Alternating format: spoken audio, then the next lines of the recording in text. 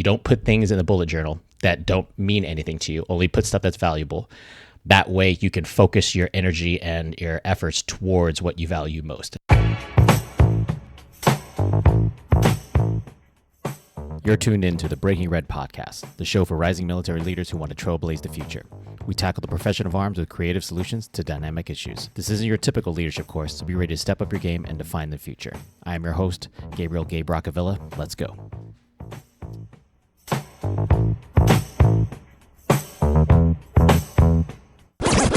Welcome back, everybody. Gabe Rock on the mic here at Breaking Red. Another great week, another great episode we have in the chamber for you. So quick updates and follow-up from last week. I did, in fact, pass my PT test, just in case anybody was worried. I wasn't worried, but it's always a self-induced pressure to make sure I perform well. I scored a 99.3. And so that 0.7 that I didn't earn was I should have ran 2 seconds faster on my mile and a half. I ran it in 9:36, and in order to get 100, you need 9:34. That is the exact same score I got last year when I was testing indoors in Alaska. And so I'm happy with it, right? There was 4 of us total. I was the second oldest there, and came in second place. There was a captain who ran it about 10 years younger than me, and he ran it about, I want to say 20 seconds faster than me, and we still got the same score. I don't think he maxed out either. So it was a great day. It was nice and cool in the morning, only 6 laps outside on Fort Meade, so I was very happy to get that over with. And then, fun fact, after you pass your PT test, all of the calories consumed for the rest of the day don't count. I don't know if you knew that, but just write that down and make sure you take advantage of that accordingly. So in addition, I'm recording this on Friday. And so I just completed the CrossFit Open Workout 20.1 at Crofton CrossFit, my new training affiliate. And it sucked. It was a terrible couplet of just burpees and ground overhead 95 pounds. I scored a 9+8, so there's 170 reps. I did not finish the workout in 15 minutes, but happy with my performance. This is actually my 8th Open that I'm competing in, so just kind of had a flashback Friday moment, and I was thinking about my coach. So Coach Mary was the one that was judging me today, and hopefully she'll be my judge for the remainder of this Open. But my favorite judge of all time is Kate, also known as the mayor from CrossFit 808. And so if you knew me at 907 CrossFit, or if you get to know me here while I'm stationed at Fort Meade, you'll know that CrossFit 808, pretty much almost half my workout wardrobe is CrossFit 808 stuff. And it was just a very formative box that I went to. It just taught me a lot how to be a good athlete, how to be a good coach, some good examples that I can see. And I now have high expectations for places that I choose to go join, because they showed me exactly what a great affiliate is. So shout out to Elise for showing me the difference between a good and a great affiliate. Coach Kyla for showing me what it means that a good coach doesn't mean being your friend. She was the most honest and brutal coach that I had, and it made me a better athlete. And brought us Lay, Nate, and Ricky for being some of the best training partners I could have ever asked for. So hashtag bleed blue all day, and CrossFit 808 near and dear to my heart. So stuff going on at work. Recognize that, the pressure to perform at work right now is very, very high. Ops tempo in cyberspace is it's exciting and very difficult and challenging what we're trying to do. And I like the pace. I like the ideas that our leadership expects fast and as well-informed actions as we can do, but understanding that we are not necessarily looking for perfect. We're trying to get towards good enough. So we're looking for the leadership in action at a fast pace. However, this week kind of came to a culmination that we have a misalignment of guidance, technology, and processes at work that ultimately result in inefficiencies.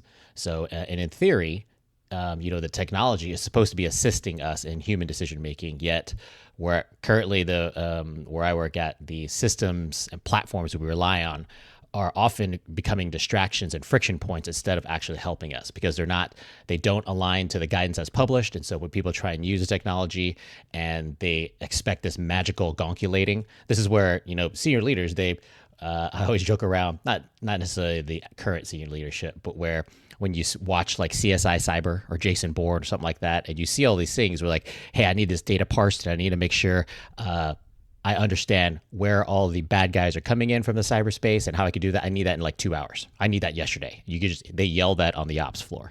So in my head, whenever I see those things, I kind of laugh and I'm like, that is not even close to how it works, at least where I work at. And we're just not there yet. But there's this expectation that magical calculating can happen. And it can happen if you have your guidance, technology, and processes all aligned correctly. But in my current work environment, it is not there. So what I've been resulting back to is tactile offline productivity tactics. And so I'm doing a return to Hot 3 today, and this is going to be Hot 3.1, tactile productivity tactics, getting back to tried and true practices outside of technology that can make you a more efficient leader. So item number one is a whiteboard. So we started joking around. I mentioned whiteboard when I was at work, and this other a white guy, he was like, "Do you mean dry erase board? How dare you? We don't call it white." Well, I started laughing. I was like, "Oh my God, that is the funniest thing I've heard." He was joking. I just never thought about it. But so whiteboard, I don't care. It is a whiteboard. But I use whiteboards often because I think it's just in general, I believe all officers are very visually driven. And so we need to see pretty pictures and flow charts and just kind of need to understand it visually to make sure whatever task at hand we're responsible for, if I can draw it out correctly, that means I understand it, and I can. It gives me a platform to have other people understand what I'm trying to deliver.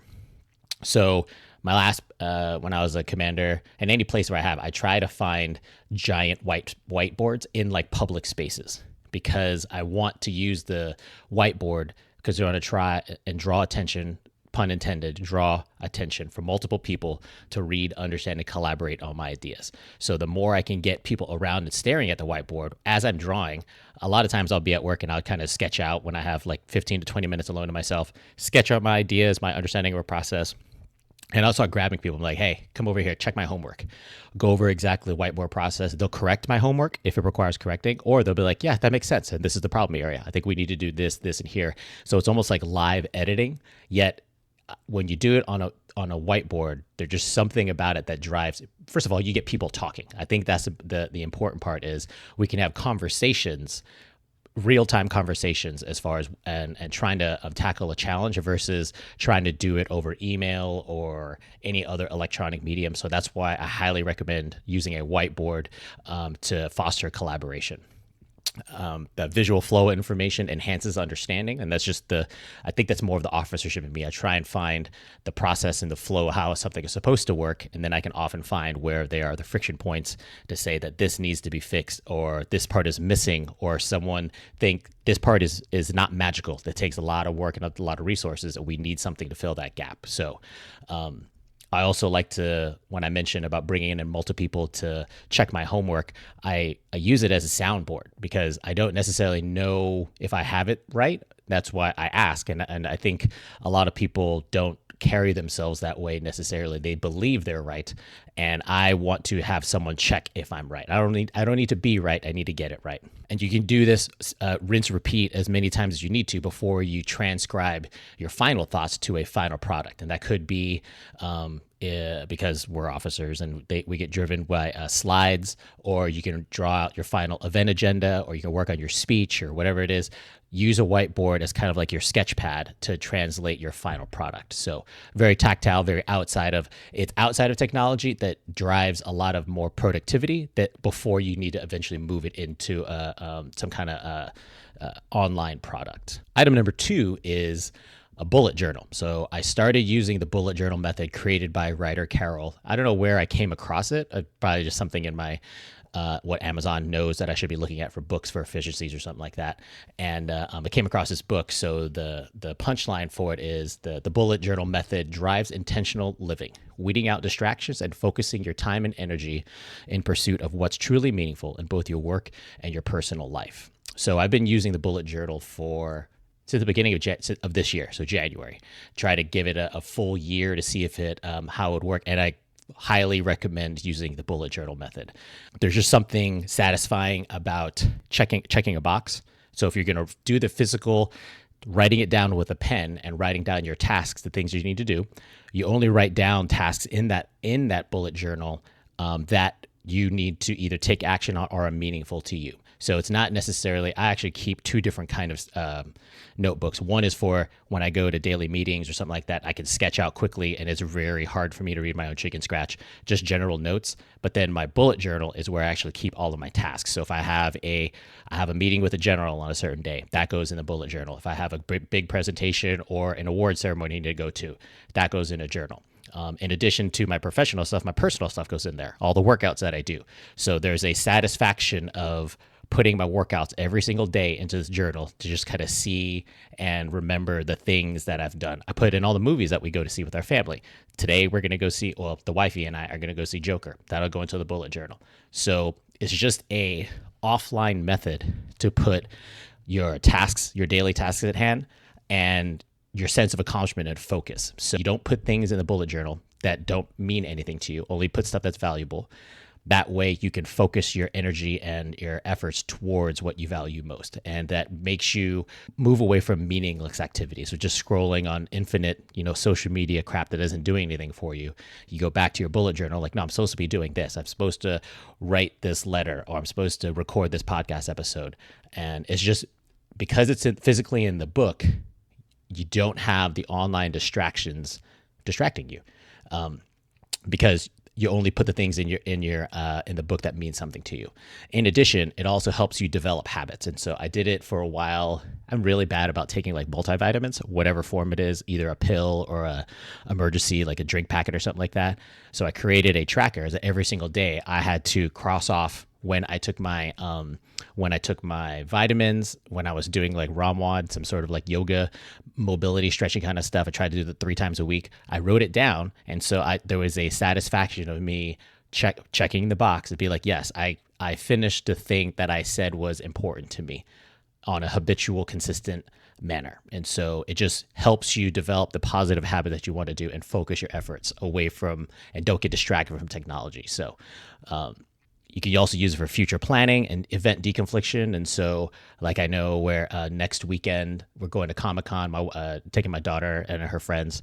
And so I can't do anything else on that Saturday because Comic-Con's on that day. And the bigger things that go on either at work or at home go into the journal. That way I make sure I don't, I prioritize all of my activities accordingly. So bullet journal, Ryder Carroll, highly recommend the method. Finally, the last tactile productivity tactic, and it was weird when I started writing that down. Tactile productivity tactics, but it's trying to do hands-on things that don't require technology. The last one, and maybe the greatest one, at least for some people that know me, is a Fanny Pack. I'm team Fanny Pack all day. I love it. It is so damn practical. I'm talking about around your waist fanny pack, not a sling, not none of that kind of stuff. I'm talking about a legit fanny pack.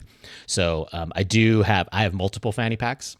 I prefer low-key designs. That's kind of, I usually wear them on I turn them around backwards, and so they're kind of like near my lower back. So when I'm out and about, you don't necessarily see it. You just kind of, unless you're looking at the back of me. But then when I need to pay for something, I need to reach for my phone or something like that, I just kind of swivel it around, and people are like, "What the? Are you wearing a?" Yes, I am in fact wearing a fanny pack. And a lot of people, their reactions are always mixed. Some people, they're laughing like, "Dude, I can't believe you wear a fanny pack." And I'm like, okay, whatever. They laugh, and then eventually they're like, you kind of see their eyes and their eyes kind of squint, and their head tilts a little bit. They're trying to decide how to react. And part of it, I believe, their reaction is, that actually looks kind of interesting. Because, and I always say that, like, so I keep my phone, my wallet, my keys, whatever dad thinks I need to keep in my stuff, but it's hands-free. I really dislike putting things in my pockets. And so I don't wear cargo shorts because I don't need 17 freaking pockets on my pants, on my legs. That's what uniforms are for, not necessarily cargo shorts. So just be a man and put everything in your damn fanny pack. And so, it's very much a Hawaii thing, and I picked it back up when I was stationed in Hawaii, and I've been doing it ever since then. When you go to Hawaii, you go to the beach, there's only like one small kind pocket on your board shorts, and girls' bikinis or swimsuits, there's no pockets. So where do you put everything? You put it in a fanny pack, and then it just makes it easier. And so just hands-free, you don't have to, if you have a purse or something like that, if you're a female type, it's a weird kind of situation you need to be in to keep your purse close to you. Just put it in a fanny pack. and they have the running kind. I have one for running, so I keep my phone and maybe like one ID card and stuff like that to make sure I'm staying safe out there when I go running. So there's different versions out there, but for whatever reason, there's this aversion to Fanny Packs, and I don't understand it because it's freaking so damn practical. I even have different loadouts for different occasions, and so I have my everyday carry one. I have my one for the gym, it has like stopwatch and my tape and all that kind of stuff. I have one for hiking, got a knife in there and Band-Aids and a bug spray, whatever it is. Social events, depending on what you're going to do, and you can have more bring stuff to cover down for other people, whatever it is. Just you can have fun with it and be very, very, very, very practical. So when I was listening to Joe Rogan, he's a huge Fanny Pack advocate as well. And someone was saying that like they don't understand where the young kids nowadays, they wear Fanny Packs, but they wear it across their body like a sling. He was like, if you're wearing it like a sling, you're an asshole and a perpetrator. And I just started busting out laughing. He's like, you need to commit. If you're gonna be in the Fanny Pack life, you need to commit and just wear it correctly around your damn waist. So my third tactile productivity tactic, Fanny Packs. Get on it. So in the end, team, what I'm talking about is not every solution out there to become a better and more efficient leader involves technology. And there's other ways, tried and true methods that just work. So the whiteboard, seeking connections with people to bring everyone together and organize your thoughts before you go prime time. A bullet journal. So again, you want to seek connections with your thoughts over quick gratifications. Just unplug, go offline for a while so you can sit and focus on what is most important to you and not be distracted with everything else that's going online from technology. Last but not least, Team Fanny Pack all day. My goal and my dream at some point is to eventually get like a Fanny Pack sponsor or design my own line of Fanny Packs. Oh my God, I think there was a New Year's family event where usually it happens around New Year's because we have a lot of my wife's family in Arizona is huge.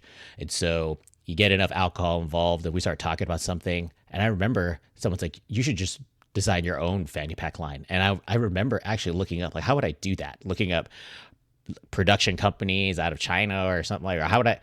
Who makes these things and how would I design them and what kind of materials do I want? I never finished my thoughts on that, but it sounded like a really good idea. So at some point down the line, you might see maybe a Breaking Red Fanny Pack or a Gay Brock Fanny Pack. That'd be amazing. That would be amazing. If anybody knows how to help me do that, shout out, get at me, bro. So that being said, we'll close off this tactile productivity tactics. I hope this advice either pushes you on something you've been thinking about, or if you want to hit me up on the Facebook group or DM me or message me however you want. I really think these three methods can help you be a better leader, because you're going to be surprised if you rely on these things, how much more productive you're going to be, and thus, therefore bringing yourself and your teams to better performance. So we'll holla at you next week. Peace. This is Gabe Brock, and thanks for tuning into the Breaking Red podcast. Be sure to subscribe, rate, and review so we can improve our work and deliver the best content possible. You can find our community platforms on Facebook and YouTube by searching for Breaking Red Podcast. Keep up with weekly content at our website, projectrise.co, and you can find me on Instagram at GabeBrock01. Like, follow, and share Breaking Red podcast content everywhere possible, both the good and the bad. Join our conversations with other rising military leaders that aren't afraid to break red and learn how to rise to your potential.